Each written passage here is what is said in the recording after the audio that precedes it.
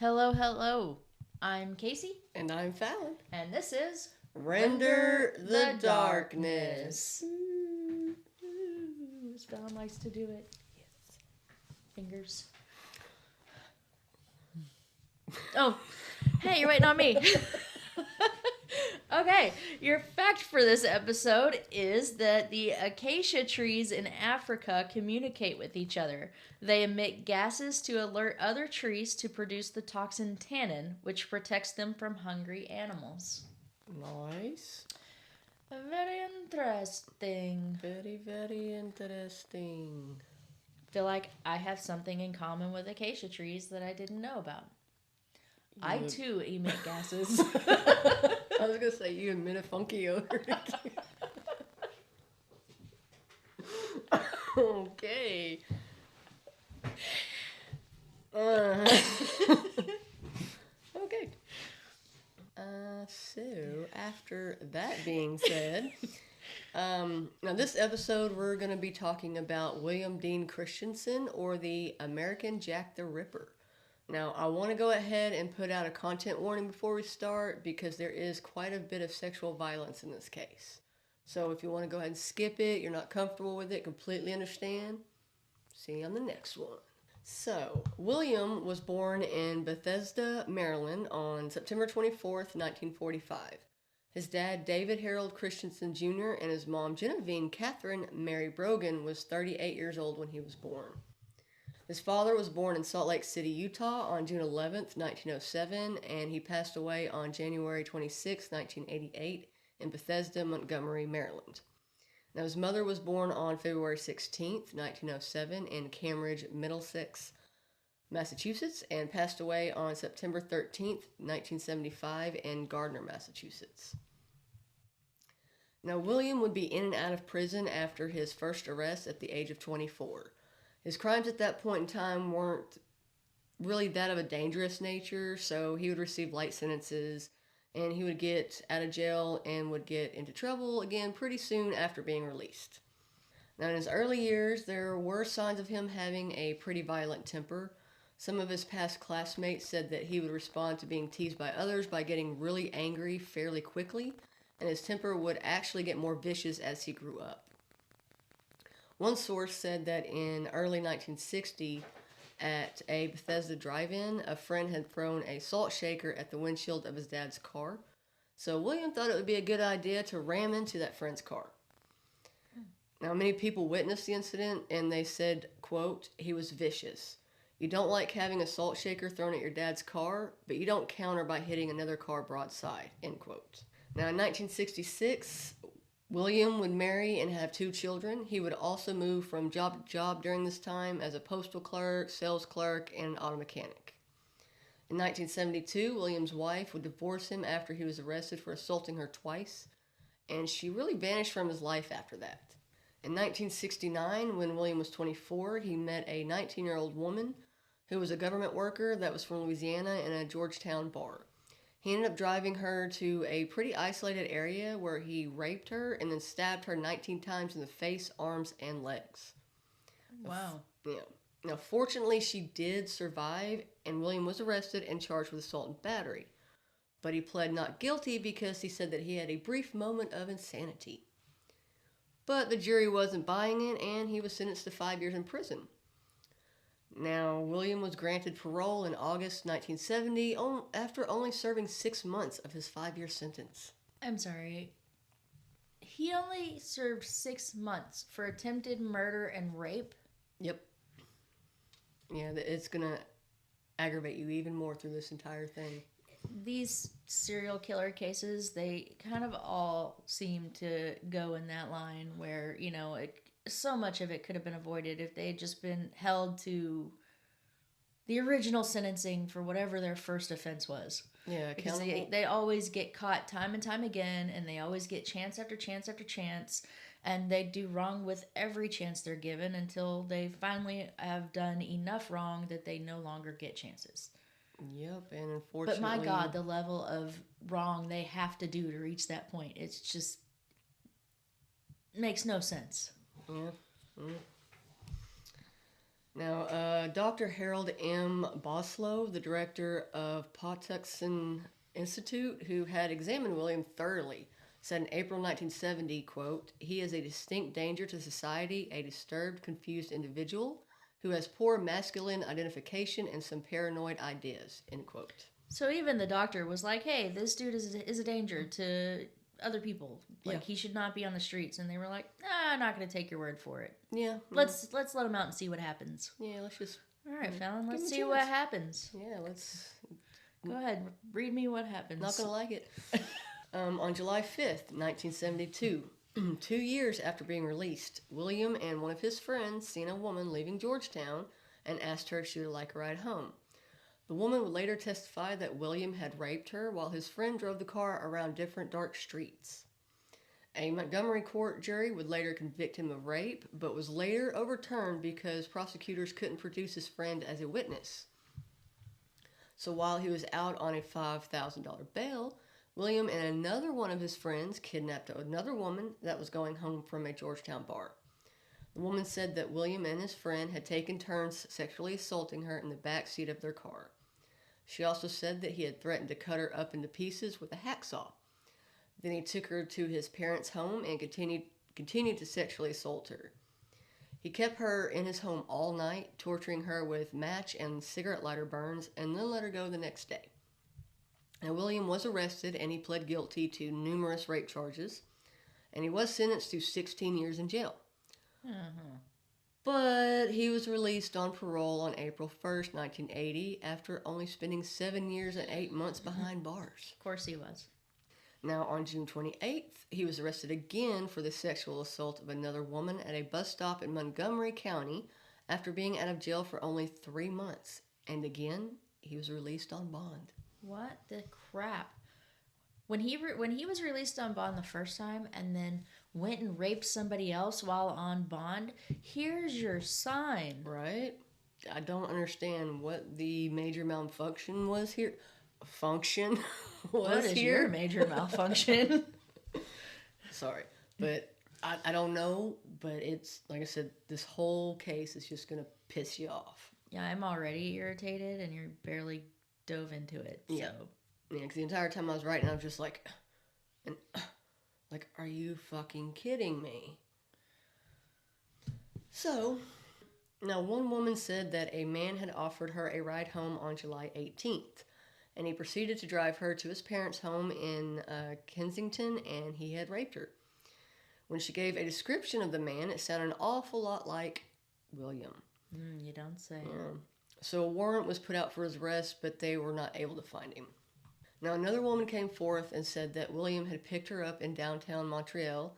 He drove her to a residential area and raped her, and he was arrested and pled guilty to the crime. On April 16th, 1981, he was sentenced to 3 back-to-back 18-month sentences. Now, during all of this time, the Montgomery police found out that he was being held in jail in Canada, and they filed a detainer to, when his sentence was over there, that they would turn him over to them.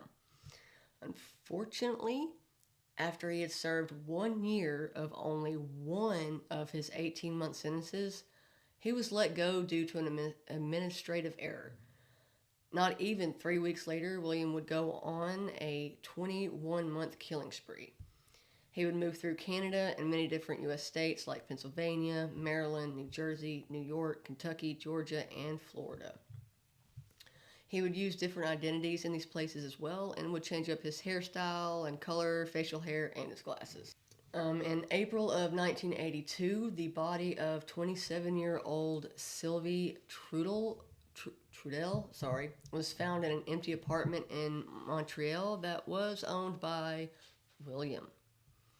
She had been raped, beaten, and strangled to death, and had been decapitated, and her body was dismembered with a hacksaw. Now, some sources said she had been dead for at least 10 to 30 hours. Another woman by the name of Mariel Guay, some sources said she was 26, some said 24, others said she was 19, so I'm not 100% sure on her age. Her body was found wrapped in trash bags at Mill Isles, about 50 miles northwest of Montreal. Now, she had also been decapitated and dismembered, and they say that she had been dead for 10 days, and both of their bodies were found on April 27th. Now, William was identified as a suspect almost right off the bat for Sylvia's murder because of where she had been found. But the police weren't really sure if he was responsible for Mariel's death because they said that Sylvia's murder had a certain skill behind the cuts and seemed like the murderer had experience. And Mariel's looked to be done by someone who hadn't done anything like that before. But that thought changed pretty quickly because of how both women were killed. So they put out a warrant for William's arrest. William fled Canada and went back to the United States and met up with his parents at Lancaster, Pennsylvania. A few months later, some Canadian detectives interviewed his parents at their home in Maryland, and they said they did meet up with him and they actually gave him $5,000. In the early hours of September 23rd, 1982, the body of 23-year-old Michelle Angers was found stabbed to death outside of her apartment that was located over a bar in Dixon City in northeast Pennsylvania. She was currently working as a dancer at the Oz Bar in Scranton. And Michelle was raped and stabbed 30 times in her upper and lower back, and some of the wounds measured 6 inches deep. The police found a Pac-Man toy that someone said was bought for her by a tall man with acne scars on his face who had picked her up the night before at her place of work. Now, at the time of the murder, William was living in Scranton under the alias Stanley Hall, but would later be accurately identified. On June 29th, 1983, William shot 2 men that he had become friends with at a saloon at the Amtrak railroad station in Trenton over money. Thankfully, the 2 men survived the attack. Now, on December 4th in Philadelphia, William used the same gun from that attack and killed 51-year-old Joseph Conley during a barroom fight, and at this time he was going by the alias Jeffrey Schrader and was arrested for the murder, convicted, and sentenced under the false name as well in Philadelphia. For some reason, when they ran his fingerprints the first time, it didn't come up as a match to anyone. I'm not sure why, because his prints were, in the system. But later they would again accurately identify William. Now, Jack Mackman, who was the assistant district attorney in Philadelphia, who had prosecuted William, also known as Jeffrey Shader, of the Conley murder, said, quote, "How could he have been free all this time? Mr. Conley would be alive today if those things hadn't occurred. Every time there was a little crack, Jeffrey or Christensen slipped through, and as a result, a lot of people are dead." End quote. I agree. Right on the money. Now, 10 days after he was convicted by a jury of the murder of Conley, the Montgomery police believed that William's parents were still helping him, so they decided to watch their house, and the investigators said that they were following a lead that was found in Williams's parents' trash in Bethesda, and reached out to the Philadelphia homicide detectives to let them know that they had found a letter that had a Philadelphia address on it. Now, the Philadelphia police then searched a house that was pretty run down where Williams was living at the time, which he had moved into after his mother, and he had actually used her maiden name Brogan to buy it with $10,000 in cash in 1983. Please tell me at some point the mom gets popped for being an accessory. You just have to listen. Now, while conducting the search, the police found a hacksaw that had human blood and tissue on it, and they found a clear plastic bag that contained chunks of reddish blonde human hair. Now, that evidence would actually connect William to the 2 women that were killed in Canada, and the Canadian police put out a fugitive warrant for William for the 2 murders. Now, because of the horrific nature of the murders, the Pennsylvania police Constable Bill McAndrew started calling William, quote, "a real American Jack the Ripper," end quote. Now, at his court hearing, Williams said, quote, "I think everyone is salvageable. I think more than most, I am salvageable," end quote. Now, he did try to blame his actions on the justice system, claiming that no one ever tried to help his alcohol-fueled instability. Now, Judge Sanders didn't agree with him at all and said, quote, "I can't say I have any hope for rehabilitation as far as you are concerned," end quote. I think he's proven that to be true. Yes. Time and time again. Every time. Now, William was convicted of both murders in Pennsylvania and was given a life sentence. The Canadian and the U.S. police believe that he has committed at least 12 murders, But some sources say that he actually told one of his cellmates that he had killed closer to 24, two in England, four in Canada, and 16 in the United States. Now, William ended up passing away on October 31st, 1990, at the age of 45 due to cancer. But his death wasn't actually reported until July of 1991. Now, you did ask about his parents. Mm-hmm. Now, they were, there was charges filed against them for helping him. Mm-hmm. I tried to find more information on it. I couldn't really get a lot of details, what happened, or if they got charged at all, or like what the charges were, if they got what the sentences were. I mean, they were basically giving him a place to go do all of his. Yeah, they were harboring him, and I mean, like I said, I didn't put it in here, but I did read that his mother didn't think that he did any of this. She would not believe it. Despite them finding that hacksaw with all the blood and hair and stuff all over it inside her house. Yeah, and and Sylvia was found in his home. Yeah, so despite those facts, she's still,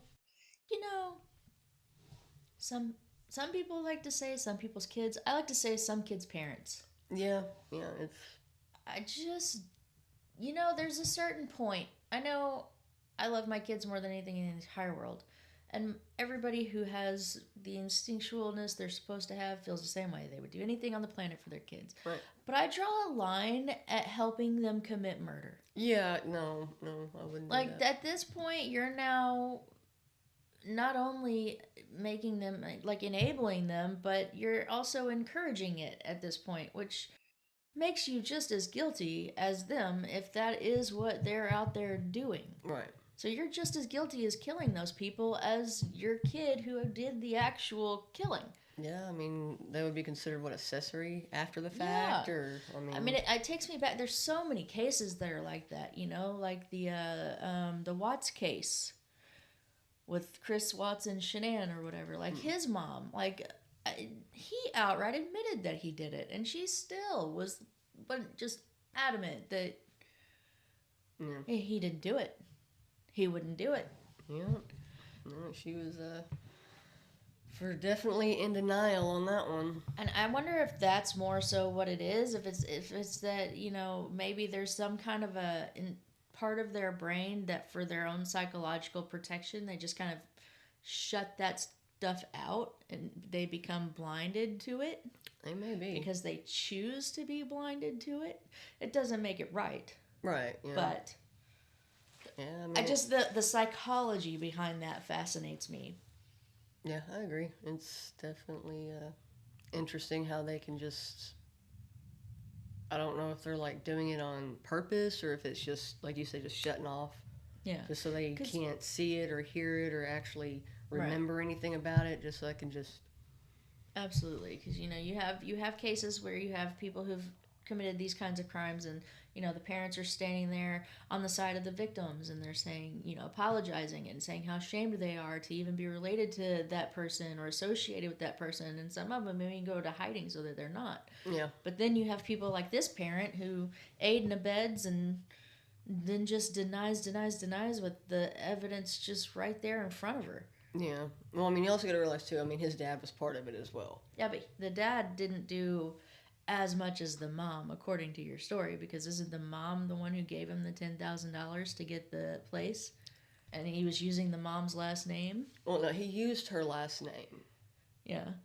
Her maiden name to get the house. Right. Is what it was. But the money that he got, it was from... Both parents? Yeah, both parents. Okay, both parents had, then fine. The dad, equally. too. Mom and dad. Yeah, they were both equally, because they both met him at the station, and they gave him that first $5,000. And obviously the main primary criminal here is William, and right. Second most liable people in this case would be the justice system.